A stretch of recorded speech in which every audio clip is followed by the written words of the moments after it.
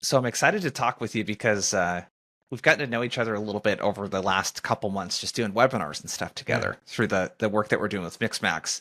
And what I'm looking forward to today is we're focusing a lot more of our content for the sales leader, especially for the VP of sales. And you have such a diverse experience, I feel like, in the types of orgs that you've worked with that I think will be really interesting. But I think first question that I'm just kind of generally curious about, because this is something that a lot of reps think about, is when did you know that you wanted to go the leadership route versus being an individual contributor? Yeah. I might be slightly different than other people. It was almost immediately, actually. Yeah. I made it fairly well known to my boss and my boss's boss, who I had a decent, relationship with both professionally and personally when I was at Oracle 20 plus years ago, saying, "Hey, look, this is the direction I want to take my career. Can Yep. you help me understand how I can best position myself for that in the future?" Without any expectation of I'm next in line or anything like that. That even at large companies like Oracle, that doesn't happen. You still have to earn it, and you have to do the things in your current role that help the role above you uh, Yeah. perform before you step into that role. And that's how I did it. And I think that's the right way to do it. That's how I appreciate when other people come to me saying, "Hey, I want to move into management. Can you help me understand the things that I could be doing now that best prepare myself for that role?" And doing some of the things, in an individual contributor seat that are managerial type things, of course, within reason. I'm curious what that journey was like for you, because I remember as a rep, I did really well. A lot of the stuff sort of came pretty naturally to me. The part that did not come naturally was leading people. And it wasn't because I was a bad leader. It was this, and this is something that I was taught too, was something essentially along the lines of your team's biggest weakness will be is typically your biggest strength, because it's stuff that you intuitively did as a seller that you didn't really think about much, that you will most likely kind of gloss over with your team. So there's a lot of that type of stuff and many other things. But what was that experience like for you in the first, frontline role that you were in? Did it come pretty naturally to you? Were there a lot of things that just kind of smacked you in the face that you're like, oh, holy shit, man? Yes and no. So, because I was trying to be a student of the game before I was Yeah. actually in the role, there were a lot of things that were new to me, of course, but weren't necessarily big shocks to me. And I will be the first one to say emphatically that being an individual contributor and being Hmm. a manager should be polar opposites. And the easiest way to sum that up is you need to be very selfish with your time when you're an Yep. IC, and you need to be very unselfish with your time when you're a manager. Your time is not your own. The best leaders in this world are servant leaders, and they think about their team owning their time and helping them perform their job, because that's ultimately how they're going to be measured as well. So the answer on the yes part of your question is you're never prepared for the first time that you have to have a performance conversation with someone.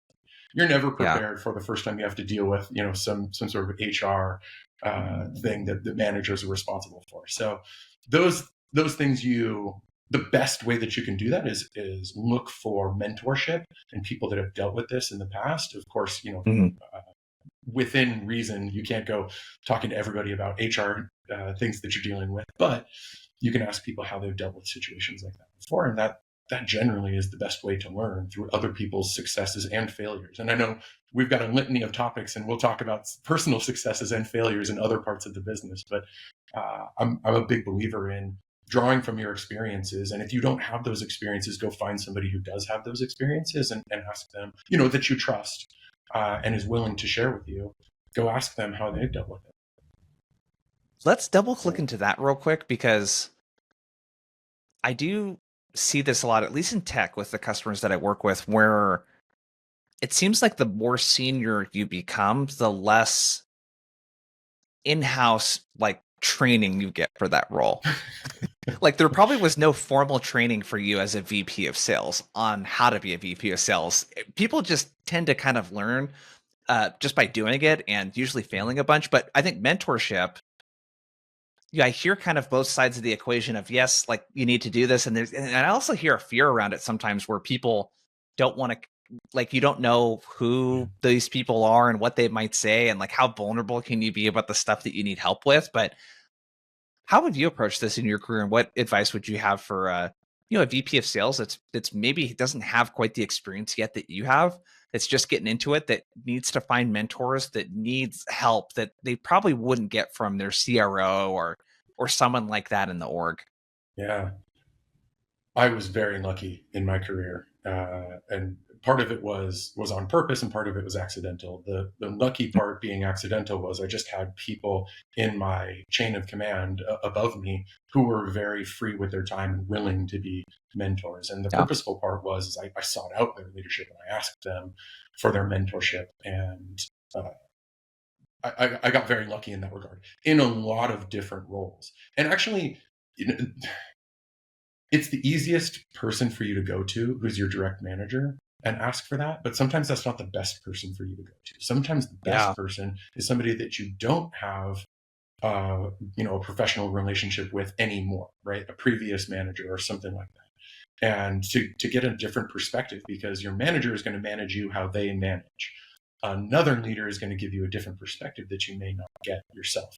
That can be tough to Yeah. find. And I don't suggest just trying to randomly find somebody on LinkedIn or anything like that, but you can have that conversation with your manager and say, hey, is there anybody that you have in your network that could potentially help me with this? And there's a lot of people out there willing to have informal conversations with you to help you out. But you do have to seek it out at some point and Yeah. and look for that. It's important when you're young and up and coming. Again, we'll talk about this later. Just the experience of doing things right and wrong, you draw from those experiences and know what to do next. You kind of they call it seeing around corners, right? You can see around the corners when you've had that experience.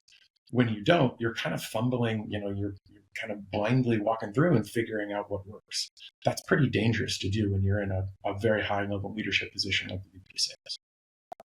Yeah, it's such a great point. And there's so many things that are really not obvious. Like there's a lot of non-obvious things that you like when you just try to apply logic to something if you've never done it before. A lot of times that approach, I mean, I can speak on running a business. It's like the things that we do on a daily basis as a leader or business owner, sometimes you're just like you're putting thought into it, but you're winging it without any direction. Yeah, a lot of it Um, is gut feel, right? yeah, When you reach your level and you've been doing this for a while, you get that gut feel because you have these experiences. But when you're super young and early in your career, it's a little harder to have that gut feeling and to be confident. You might have the gut feeling, but you're not confident in the gut feeling, and that can be a dangerous position to be in. But I think you're right. A lot of it is, hey, we've never seen this specific situation before. We're going to go with our best bet because startups, especially in tech, move fast. You don't have time to do an analysis of the entire situation and three different outcomes and things like that. You need to move the business forward on a daily basis. And so some of them are big decisions and some of them are smaller and some of them have higher risk and some of them have lower risk. yeah. Yeah, what I'm hearing there is just really prioritizing finding peers and mentors that have been there and done that so that you don't have to, quote unquote wing it all the time. It's God, there are so many VPs of sales that I work with that would love to connect with more of their peers, especially if Yeah. they're in non-competing businesses. Yeah. It just makes a lot of sense. Yeah.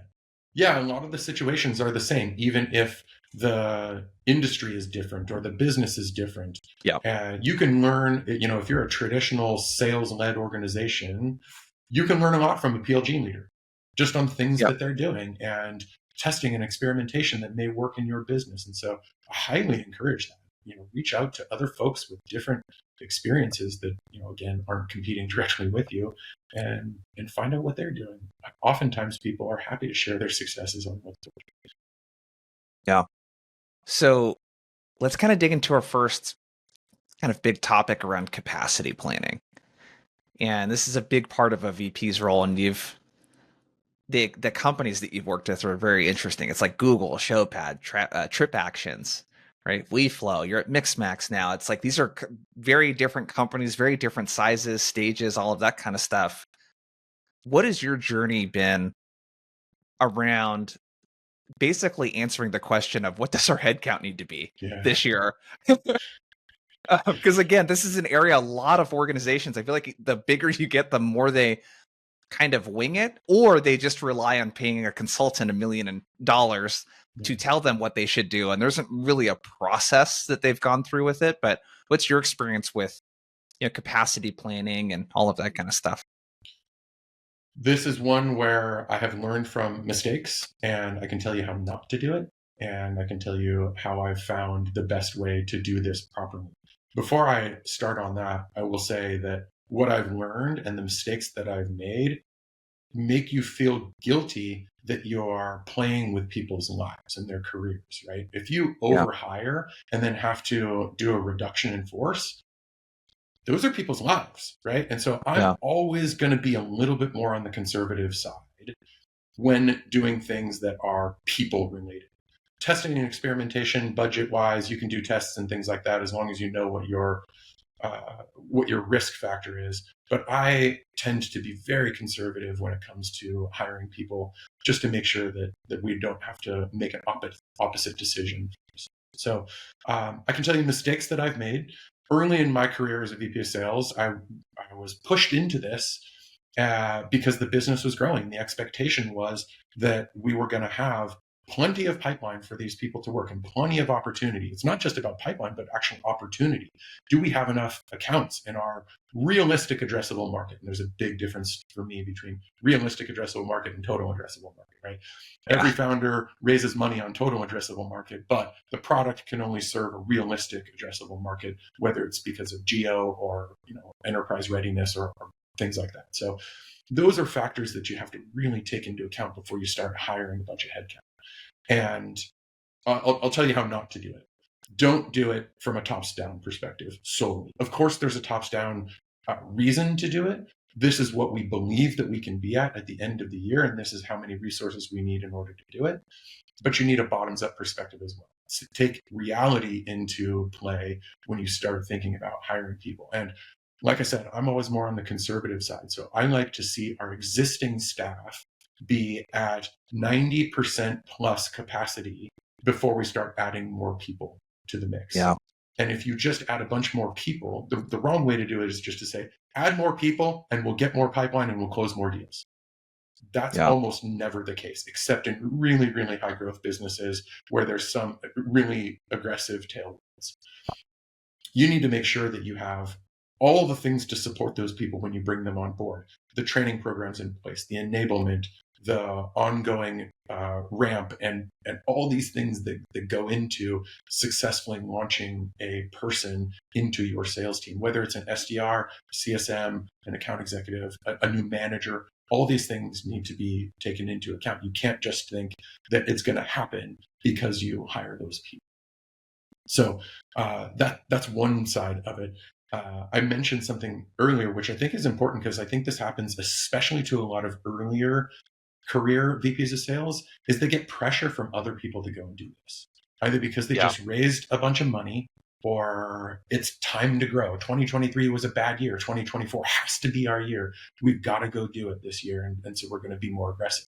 You got to learn from the mistakes of your past. And if you think 2024 has no trappings of 2023, you're probably wrong, unless your business, again, is some high growth, crazy tailwind business. And so thinking about those things, being confident in pushing back and saying, look, our capacity planning model is too aggressive, and I don't feel comfortable doing this. And I'll give you something that I've used a couple times in my career is, I don't worry just about the people on the sales team and what their impression is of us not being able to make our number and not being able to hire to this plan and make all these people successful. I worry about the others in the organization, the designer, the engineer, the person in people operations who see the sales team not be able to make their number and wonder, is this a good place to work anymore? The sales team can't make their number on a consistent basis. They're always at 60, 75, 80%. What's happening there? Or do we present the wrong plan, or is this not a good place to work? I worry about things like that. And that's generally a good way to position it to CEOs and the board, is to make sure that everybody feels good about the company that they're working for, and that the company can, not always, but generally make the return. So, dude, there's so much there. I'm just writing a bunch of stuff down I want to dig into. Is So this concept of 90% plus capacity is really interesting because like think about how a sales team behaves when they're at 90% capacity versus 30% capacity. Yeah. And when I say 30%, that's not an exaggeration. I'm No. literally I'm selling to teams right now, large teams where they have like 1.3x pipeline coverage. That's how thin their pipeline is looking right now. Yeah. The desperation and the behavior is going to be so much different when your team is at such low capacity that they have to do things they wouldn't normally do, discounting that they wouldn't normally do, spray and pray type of stuff through outbound. Like, what are your thoughts on the capacity number as a way to almost like manage the behavior of Yeah. the sales team? Because when you're selling and you don't need the deal because your pipeline is so full, you're not going to close bad customers that churn. You just aren't. Yeah.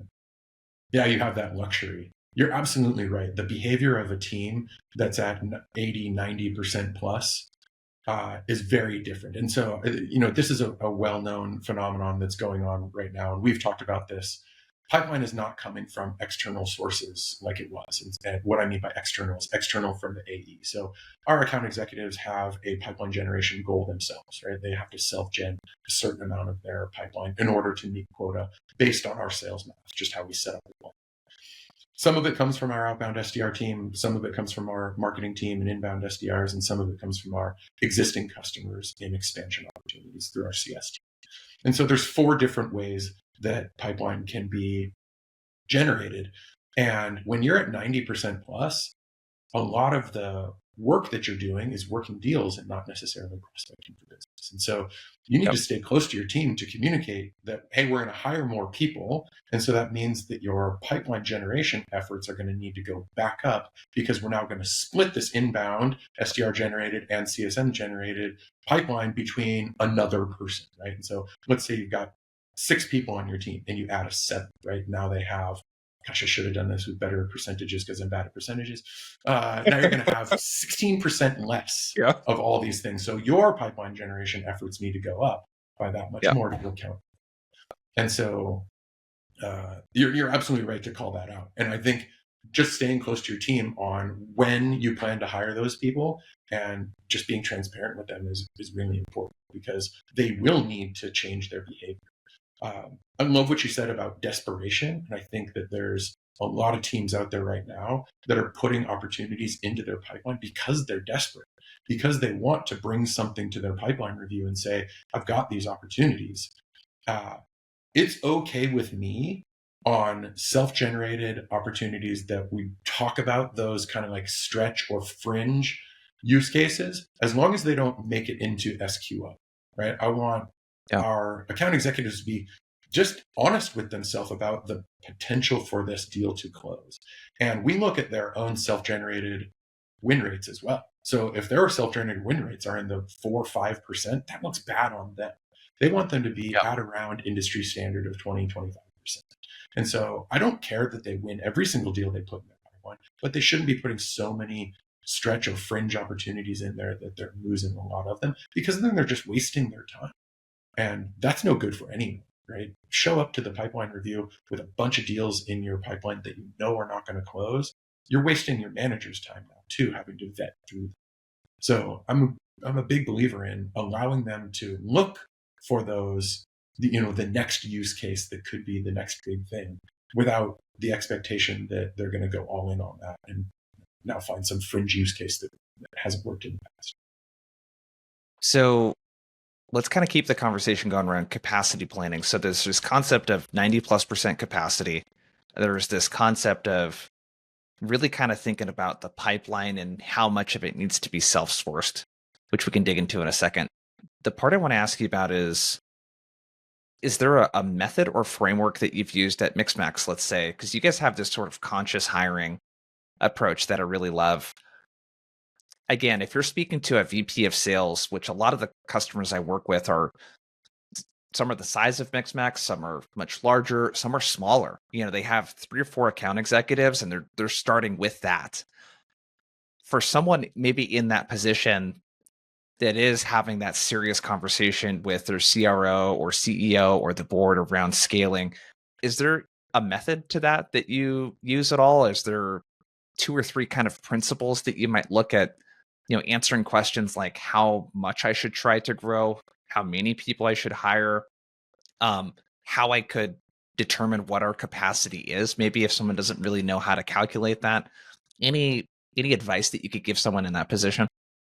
Yeah, this is a tough one. I'll tell you philosophically how I think about it, and I'll answer your question straight up, saying that there isn't a methodology behind it necessarily. This is one of those things about gut feel. This is one of those things that you have to have experienced it before, and you have to have some experience in this regard in order to do this properly.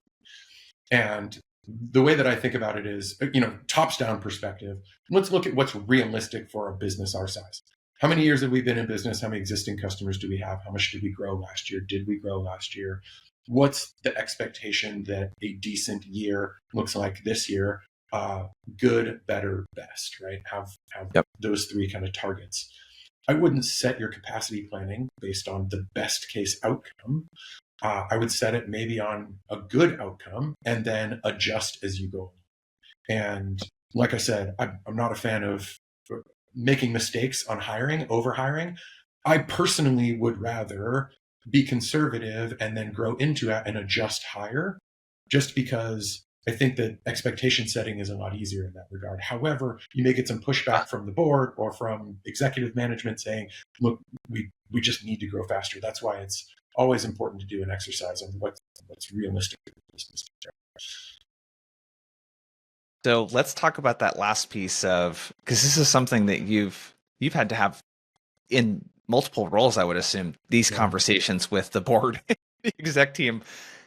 How do you push back? And I think the common fear is one that you've mentioned around, yeah, I mean, do you want to, it doesn't feel good to say no, that's not realistic when someone has ambitious goals. And, you know, speaking from experience, I've been in positions where I'm worried about being negative when everyone's really excited about the growth opportunity of the company. And I don't want to be that person. You know what I mean? Yeah. Um, for a VP that's in that position and does need to push back and does need to, it's almost boundary setting. Yeah. I feel like, how have you approached conversations like that, and any advice for someone in that position? God, this is one of the toughest things to do, because you're absolutely right. You don't want to be the wet blanket in the room, tamping Yeah. down expectations on growth, right? It's exciting to grow. It's exciting to do well. And my stance on this has always been, let's not set the plan so high that when we meet 80% of the plan, the board is so happy that they're high-fiving because this is well above their expectations, but the sales team is Yeah. thinking we failed because we only did 80%. That's the difference Yeah. between expectation setting and reality, right? And that gap can mean a lot between loyalty of employees and happiness of the rank and file. So I'm always a fan of making sure that those two things are at least in alignment. And it's really hard to push back and say this plan is too aggressive, because an investor, from an investor's perspective, they don't want to hear that. They don't want to hear that they just gave you millions of dollars for a ho-hum growth trajectory. Yeah. They want to see that money be put to work, to recognize the full potential of the business. And so it is always tough. I'm not a fan of like the minimum possible. I'm always a fan of something aspirational. The plan should never be easy. If it was easy, then everybody would want to do it. It should be a little aspirational, but not impossible to achieve. And when you achieve it, it feels good that you've done it, but it also feels like it's good growth that everybody can be happy. And this is part of compensation planning too, which we can talk about if you like. You should set the compensation plan in such a way that if it's achieved and overachieved, that you're happy to pay those checks, I should say. Yeah. Not that you're figuring out a way not to pay the salespeople, or not to pay the sales manager, not to pay the VP of sales, right? If the plan is overachieved, everybody should be happy with that. You shouldn't have a CFO that's upset about having to cut a check. Yeah. So let's kind of transition. So we have this capacity planning piece. I think another aspect of this is, correct me if I'm wrong, you were, before you joined Mixmax, they didn't have an SDR team? Correct. Yeah. Yeah, Okay. not traditionally an outbound SDR team. We did have one SDR who's still with us. He's now a manager. He's been on your webinars a Jack, couple times. Jack, yeah, our boy Jack. yeah. He was Um, inbound, outbound, everything. He was the whole team. Mostly so inbound at that point, though. let's talk about this. And this is another common situation that I see teams in. What made you decide to build the team internally versus outsourcing that role? Yeah, great question. Let me answer a different question first, which is that was part of my charter in joining. Mixmax knew that it wasn't going to get to really where it wants to be as a business by being 100% inbound business. And so we knew we needed to Yep. build an outbound motion. And there wasn't a strong outbound motion to speak of, and nobody was really dedicated to it like we are today. And so in order to do that, you don't just go hire people. Right? I'm emphatic about this. In building an outbound business, the first thing to do isn't to hire people. It's to get your outbound messaging right and to figure out what's going to resonate. And there is a lot of layers to this. You need to figure out your ideal customer persona and ideal customer profiles. If you don't have those things, that's the first exercise to do.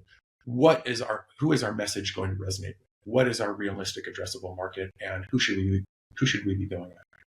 And then do some account scoring and figure out what your best accounts and your best target accounts are.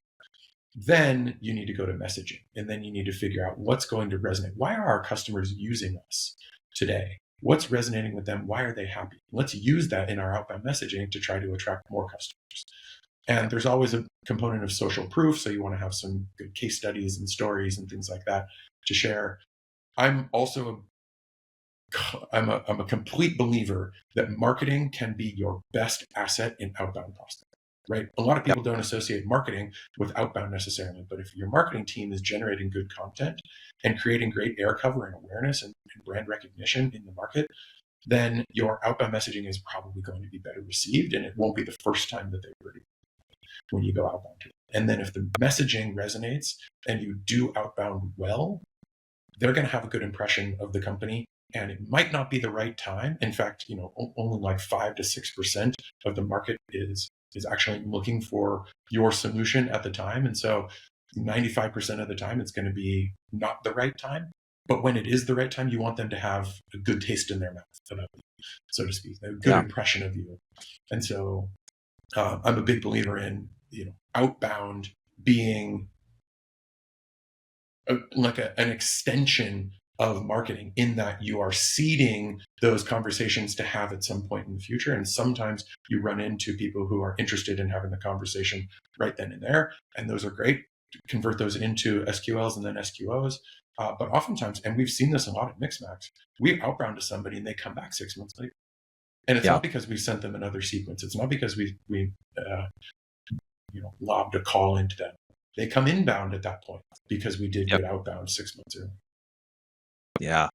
Dude, there's so many things there that you mentioned, I think, that are so important. I'm actually speaking with a prospective client right now, and it's like I'm kind of talking him through this, where they're looking to just outsource the SDR role really quickly. And I'm like, you don't have anyone at your company that's done outbound effectively. So you haven't really thought about, hey, we get all of this through inbound, but what does if we were to do 80-20 rule here, where's our best clients? Who are those businesses and the people that we want to talk to? And then the messaging, having that dialed in and having something that you can either train an SDR around or give to an outsourced shop to use is, the biggest mistake is not doing that stuff. And it's basically what I took away from you there is, if you hire someone to start your outbound motion with the expectation that it's like this SDR or an SDR manager, let's say, is going to do that, that's too much to ask of an employee like that coming in. So what made you decide then to build that in-house after you did that versus outsourcing? A lot of people want to hear the pros and cons on outsourcing. I'm just curious your thoughts. Yeah. We had thought about building a team and what that meant and the economics of it. And look, this is a really important part of building an outbound business as well is you need to think about your average deal size and what the expectation is for your outbound SDR team to be able to generate. And it's a pretty easy financial equation, but it's a financial equation. Can this SDR pay for themselves minimum, right? You at least want them to pay for Yep. themselves, but that's not everything. You want them to, our equation is 4x. We would like them to Yep. do 4x what they cost. And because our deal sizes are small, we service SMBs mostly. We need to figure out what is realistic. How many SQOs can they generate at a 20 to 25% win rate at our average sales price? And that was the equation that we needed to meet in order to hire people to be in this department. And so a lot of we have a target of what we can afford for an SDR, and based on what we pay them, that means their quota is this or that. I'm not giving specific numbers here, but it's because it's different for every company. But this is an easy financial equation to look at, and then you need to see if that's realistic. If you hire an SDR for $100,000 and you want them to contribute $400,000 in a year, they better be able to create some pretty large opportunities or a ton of SQOs. It's one or the Yeah. other, or their win rate has to be astronomically high. And so you need to think about all those things realistically before you start going and hiring people. And if the model doesn't work out to that, then you got to go look somewhere where you can hire an SDR for $50,000 if your model just doesn't pay for itself. So one other detail that I'm curious about is when you say the cost of an SDR, just for someone that might be doing this on their own, this is not just their salary. This is like the burden that you pay on an employee. Fully burdened, yeah. Yeah, Yeah, absolutely. You another absolutely 30%. have to take that. Yeah, have to take that into account. The benefits, Yeah. overhead. We include technology as well, right? When we hire an SDR, we go and buy them technology licenses, and those cost a certain amount of dollars every year. Yeah. So yeah, fully burdened is just a reminder for anyone with a small team that's having to kind of crunch numbers on a spreadsheet yourself. How did you think about when you were building the SDR program? How did you think about what percentage of pipeline should come from the SDRs versus self-sourced versus marketing? How did that whole conversation and calculation come about for you guys? And maybe it's different. Maybe you think about it differently now, having gone through that already also. So I was just about to say, full transparency, this has changed over time. And also full transparency, we're not done building the outbound SDR team. This is a constant improvement area, right? I don't think that we nailed outbound. Tell me who has, and I will be very interested to talk to them, right? It's an evolving thing. And your program 6 months ago should be different than what you're doing today, and it'll be different again in 6 months from now. You just need to evolve as the market evolves. And one of the ways that we have evolved is that we didn't used to be as heavy on AE self-generated outbound pipeline. And now we are more heavy on that. It's the pendulum has swung a little bit, not crazy amount. Previously, we were 100% of the outbound pipeline was driven by SDRs, and very little to none was driven by account executives. Today, it's basically a 50-50 split of outbound. Right? Outbound generates about 60% of our business. And so 30% of it is generated by AEs and 30% is generated by SDRs. And that has been this outbound, a decent shift. This outbound it's a big chunk of the business. That's a big area of growth. Yeah, that's awesome. So 60%, 40% is coming from marketing and other kind of random stuff for the account executives, 30% self-sourced, and then 30% from SDRs, it sounds like. Yeah, and those are just loose numbers, right? Our marketing team is actually doing quite well right now, so they're overachieving on their numbers, which helps the entire business. And we have set it. When we set it, we set marketing up so that they can achieve their numbers, right? To put the burden on marketing that they need to grow unrealistically is actually harder than to say we need to do this on outbound. It's actually easier to say we need to do better on outbound because that's more within your control, right? Marketing, you would need to apply a ton more budget in order to get incremental pipeline generation out of marketing. So when we said it, we said, let's make this fair for marketing, and let's put the burden of additional growth on outbound, because we know that there's slack that we can pick up. So we've talked about capacity planning, building an outbound business from nothing, all really cool stuff there. Around, you mentioned compensation, because this is another question I get asked. Again, it's typically earlier stage companies. How have you approached compensation in terms of like just getting the data around what to compensate, um, and like what to incentivize, and is there anything maybe that you guys incentivize that's a little outside of the box? Because I feel like a lot of the comp plans that I see, they don't really align with the behavior that you're trying to get more of. And there's like ways that a rep, like I'll give you an example. I'm working with a company that does or I have a friend, excuse me, that sells in. They've implemented like a pod selling system, right? Where there's like 3 people in a pod, and it's like one of their best sellers is getting punished because recruiting, like they haven't filled the pod entirely. So there's like a one other rep, and this other rep is getting punished because they don't have a third rep in their pod. And it's like they have to make up for that in order to hit their number, like by an astronomical amount. And then that's maybe a little bit of a one-off example, because most companies don't have a pod comp structure, but I see so many things like that where it's like the behavior that the org wants is not being incentivized properly through the comp plan. How do you think about comp plans and all of that kind of stuff, and any mistakes that you've made, anything like that? Yeah. I will say that comp planning should also be an evolving thought process, not Yeah.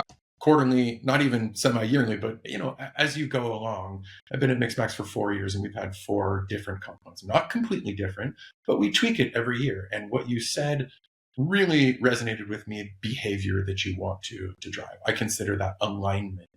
When I think about comp planning, it's 3 words: it's simple, immediate, and aligned. Simple is you shouldn't need an advanced degree to calculate what you're going to get paid. Immediate is you should pay out when people, like, we pay out on bookings. We don't necessarily pay out on payment received. We believe we're going to receive payment. There is a group of people out there who believe very strongly the other way, that sales reps shouldn't get paid until the company gets paid, and that might be fine for them. We pay on bookings 30 days in arrears. So you close a deal in June, you get paid on July 31st. And that's pretty traditional. That's immediate. And look, you might have to have clawbacks in some regards, and that is just something that goes along with the comp. The third one is alignment. I think that's the most important part that we should talk about here.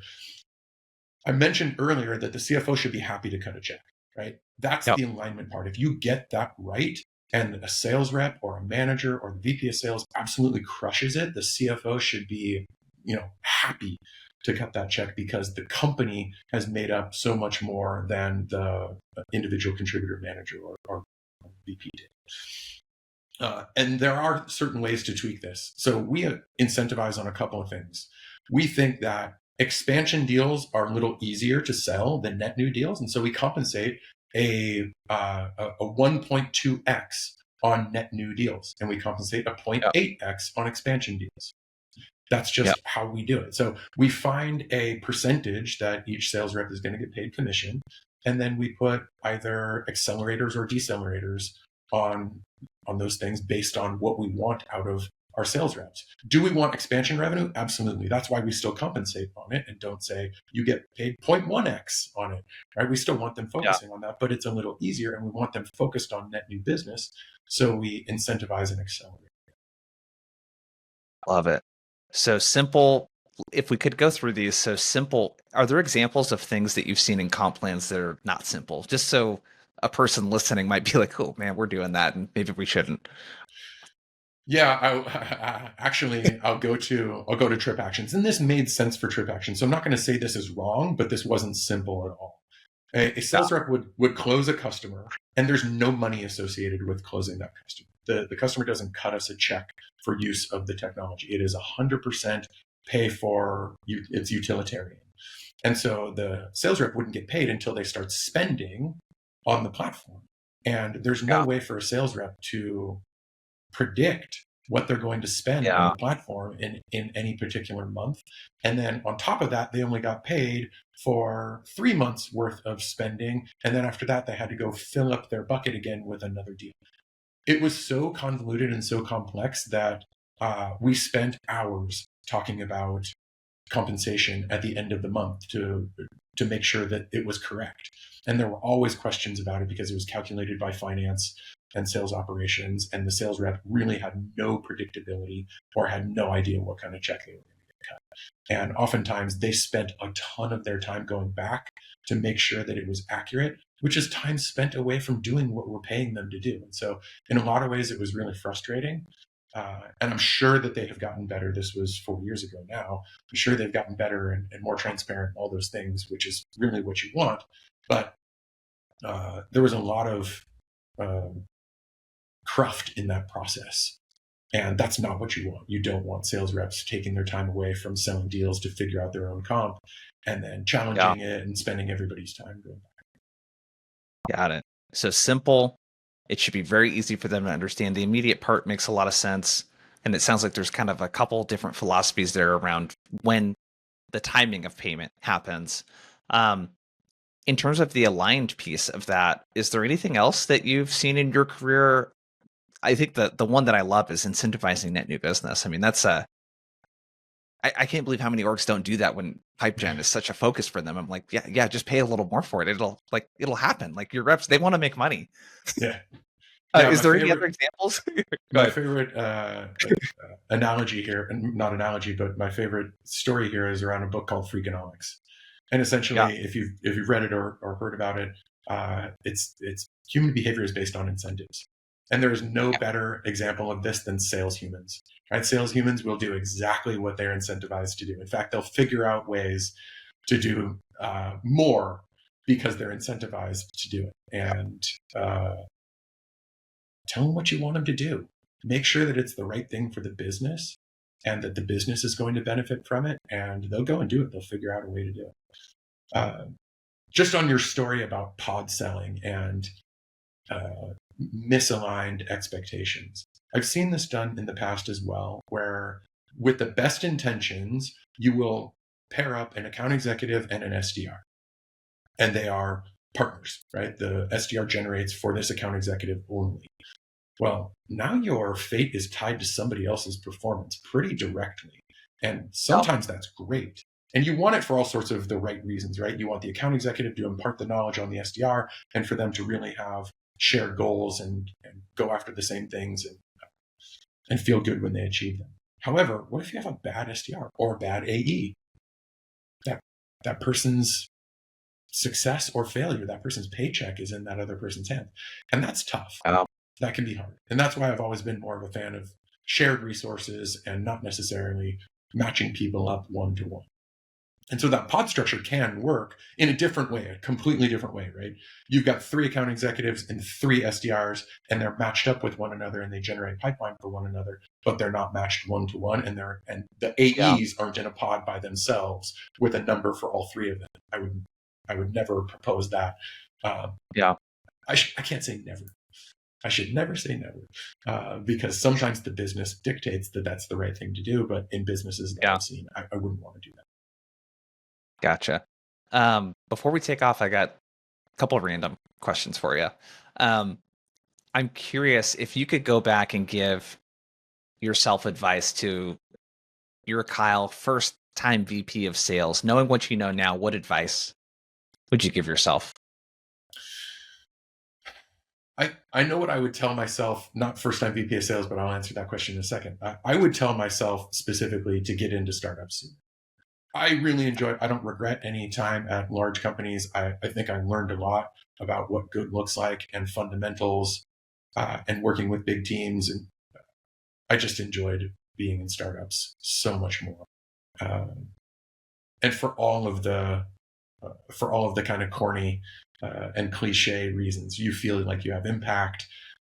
You're doing something significant every single day. Decisions that you make really matter to the business. You can see the business grow with things that you implement and do well. If I were to go back and give myself advice as a first-time VP of sales, it would be exactly what we opened with, which is go find more mentorship. I think I fell Yeah. into that category of, look, I have a bunch of experience. I've done this at Oracle and Google and other companies. I can do it here. It's a Yeah. different animal. It's a different game. And I Yep. should have just admitted that I didn't know what I was doing as much as I wanted to know what I was doing. I think deep down, I knew that there was just experience that I didn't have going into being a first time VP of sales. But I was ambitious enough that I wanted to go figure it out. I didn't want to rely on people for help. And so you mentioned being vulnerable. I think that that's a really great human skill. To say, I don't know, and I want to go learn from somebody else who has this experience. You really Love can it. screw up a business, right? Like if VPs of sales Yeah. have a lot of power to do well or to do bad inside the business. And if you make a couple of wrong decisions, even with the best of intentions, you can really screw up the business. And so it's like, we make 1,000 decisions in a day. Some of them have higher risk, some of them have lower risk. You make the wrong one with high risk, and that's bad news. So I would be a fan of reaching out to more people to get a little bit more mentorship and like imparting knowledge on me of things that Yeah. I'm going to run into.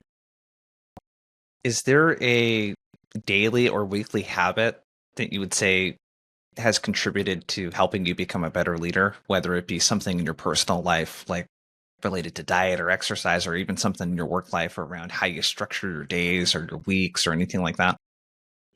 Yeah, there are a couple. I'm not one for like meditation or anything like that. My meditation is exercise, Yeah. and I find a way to do it 5 times a week in whatever form it is. Sometimes it's a 10-minute spin on the bike. Sometimes it's a 10-minute run. Whatever you have time for, I feel like that is an important component to me, just mentally. The other thing that I do, and this is a fairly regular, and I've gone back and started rereading. I'm a big fan of Anthony Iannarino.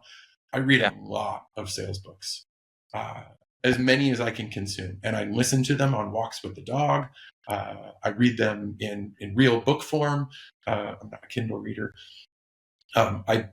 I consume a lot of sales materials, and I learn from the things that are applicable to my business. And I'm really impressed with people who can write those books and have something new to say. Big fan of Jeb Blunt, Anthony Iannarino, Mike Weinberg. These are all amazing writers and know quite a bit about the sales game and can write it for a broad audience, right? It's not written for tech professionals, but there is applicability to tech in there as well. Love it. Before you take off, where can people go to, connect with you, learn more about Mixmax, all of that kind of stuff? Yeah. Of course, on LinkedIn, I don't have a crazy presence on Twitter or YouTube or anything like that. Hey, But it's there's called a, X now. yeah, that's right. Thank you. There is a ton of good content being created Yeah. by our marketing team. And I'll give a shout out to Rita. Rita is an amazing content Yeah. creator. Read is And awesome. if you want to go learn about what Mixmax does and how Mixmax impacts sales teams and customer success teams and SDR teams, go read some of our content. It's actually very good stuff, and she continues to generate some pretty interesting thought leadership type stuff, and it's getting better.